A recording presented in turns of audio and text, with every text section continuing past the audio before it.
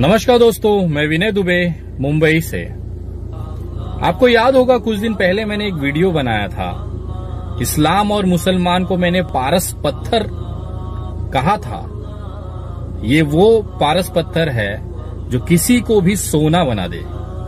और आज जो हालात हमारे देश के अंदर हैं वो लगभग वैसे ही हैं।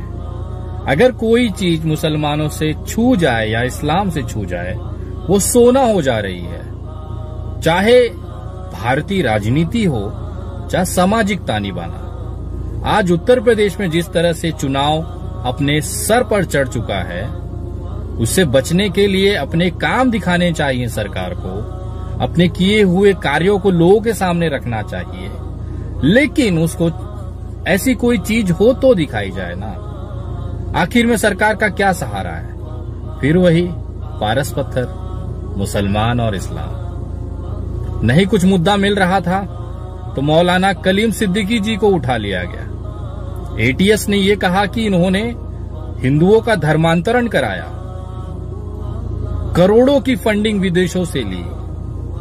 मैं एटीएस के इस कदम का स्वागत करता हूं, लेकिन ये पूछना चाहता हूं कि क्या आप लोग ये चीजें कोर्ट में साबित कर पाओगे? क्योंकि हमने देखा, इस देश ने देखा, ये भारत ने देखा कि आप लोग ने बहुत बढ़ चढ़ कर कार्रवाई की और औंधे मुंह कोर्ट में गिर गए। भूल गए हो तो याद दिला दूं क्या? योगी जी के कट्टर दुश्मन गोरखपुर का वो डॉक्टर जो छोटे छोटे बच्चों के ऑक्सीजन के लिए लड़ाई लड़ी, आप ही की सरकार ने, उत्तर प्रदेश की योगी सरकार ने उस डॉक्टर के ऊपर रासुका जैसा केस दर्ज करा दिया। बहुत बढ़ चढ़कर लोगों ने डंके की चोट पर उसका स्वागत किया। उन लोगों ने स्वागत किया जो मुसलमानों से नफरत करते थे। क्या हुआ? 7 महीने बाद वो इंसान बाइज्जत बरी हो गया। वो भी कहां से? इलाहाबाद के हाई कोर्ट से। क्या मिला? अपनी किरकिरी कराई। फिर उस इंसान ने वापस इलाहाबाद हाई कोर्ट में रिट पिटीशन किया अपनी नौकरी वापस पाने के लिए। फिर ये सरकार की किरकिरी हुई। मुझे डर लगता है कि कहीं ना कहीं फिर से मौलाना कलीम सिद्दीकी वाले केस में ना किरकिरी हो जाए। क्योंकि जब जब आप लोगों ने अति उत्साह में कोई कदम लिया है, क्योंकि अब तो चुनाव भी सामने है, सबको पता है, जब तक हिंदू मुसलमान नहीं किया जाएगा इस देश में भारतीय जनता पार्टी एक प्रधानी का चुनाव न जीत पाए। देश में अगर हिंदू मुसलमान न करे ये भाजपा, तो उनकी कोई औकात नहीं है कि एक वोट भी वो जीत ले। अपने उन हिंदू वोटरों को खुश करने के लिए मुसलमानों की बलि तो चढ़ाई ही गई है भारतीय जनता पार्टी के राज में। तो आज कैसे पीछे रह जाएगा? मुझे लगा था कि शायद हमारे जो महंत जिन्होंने आत्महत्या कर ली प्रयागराज इलाहाबाद के, उनको न्याय मिलेगा। लेकिन उस मामले को दबाने के लिए मौलाना साहब को उठाकर जेल में डाल दिया गया। कोई बात नहीं, आप करिए, कार्रवाई करिए। और अगर वो दोषी पाए जाते हैं, अगर वाकई में इन्होंने छल कपट कर कर हिंदुओं को धर्मांतरण कराया है, तो इस देश में बर्दाश्त नहीं किया जाएगा। उनको कठोर से कठोर सजा होनी चाहिए।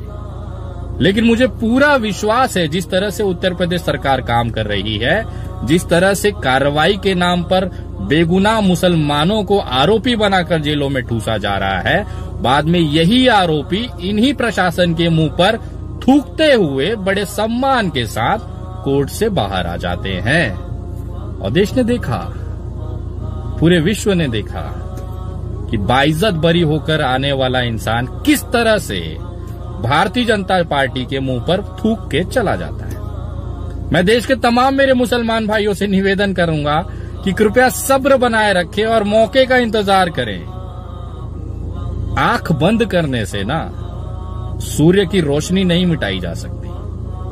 अगर इंसान गलत नहीं है ना, तो आपका रासुका, आपकी जेलें, आपकी हथकड़ियां, आपके केस उस इंसान को आरोपी नहीं बना सकता।